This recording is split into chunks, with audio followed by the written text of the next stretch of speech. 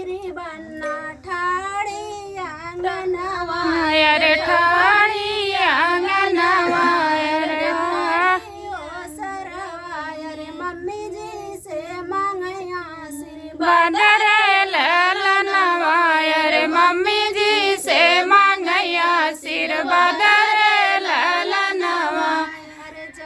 तो ही मोरी हमसे मंगवाया आशीर्वादवा अरे मंगवाया आशीर्वादवा अरे सोने के मंडप तर दिया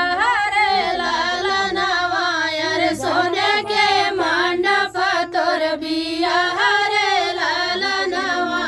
अरे ओढ़ी पहिरी बन्ना ठाड़ी आंगनवा अरे ठाड़ी आंगनवा अरे जी से मांगे आशीर्वाद रे ललनवा अरे चाची जी से मांगे आशीर्वाद रे ललनवा अरे जाऊ तू ही बेटा हमसे मंगवा आशीर्वादवा अरे मंगवाया आशीर्वादवा अरे सोने के मंडप कर दिया रे ललनवा अरे सोने के मंडप तोर बिया रे ललनवा